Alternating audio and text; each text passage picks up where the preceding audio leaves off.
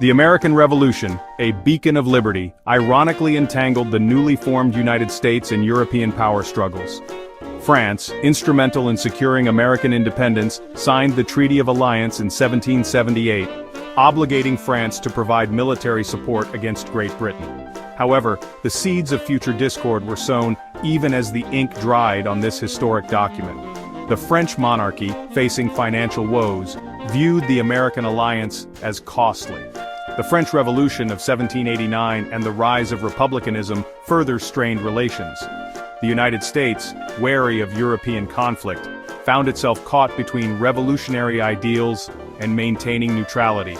This ideological divide within the nascent nation would further complicate its relationship with a volatile France. The 1790s witnessed escalating tensions between Great Britain and post-revolutionary France. The Napoleonic Wars placed the United States in a precarious position. Both Britain and France sought to restrict American trade with their enemies. The British Navy began intercepting American merchant ships suspected of trading with France. American sailors were often forcibly impressed into British service, outraging the American public. The Jay Treaty of 1794, an attempt to resolve issues with Britain, further inflamed tensions with France. In retaliation, French privateers began seizing American ships trading with Britain. President John Adams faced the daunting task of navigating this treacherous diplomatic landscape. In a bid to avert war, President Adams dispatched a diplomatic mission to France in 1797. Charles Cotesworth Pinckney, John Marshall, and Elbridge Gerry were tasked with negotiating an end to French attacks on American shipping.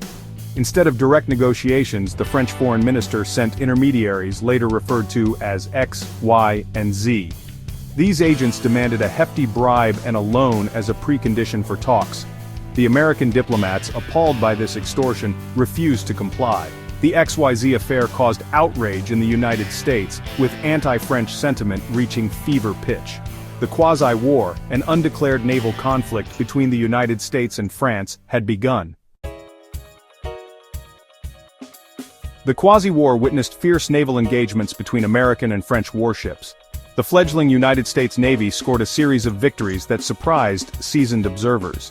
One notable encounter was the capture of the French frigate by the USS. This victory in February 1799 boosted American morale and demonstrated the growing prowess of the young Navy. Another significant engagement occurred off the coast of Santo Domingo in February 1800. The USS engaged the French frigate in a 5-hour battle. Despite the stalemate, he had proven its mettle against a formidable opponent. The Quasi War, primarily fought on the high seas, also involved American privateers capturing numerous French merchant vessels. By 1800, both France and the United States had grown weary of the Quasi War. The election of Napoleon Bonaparte as first consul of France paved the way for a peaceful resolution. The Convention of 1800, also known as the Treaty of Mortefontaine, formally ended hostilities. The treaty abrogated the 1778 Treaty of Alliance, settled maritime disputes, and restored diplomatic relations. The Quasi War demonstrated the growing strength of the United States Navy and fostered a sense of national unity. It highlighted the dangers of foreign entanglements and the importance of a strong national defense.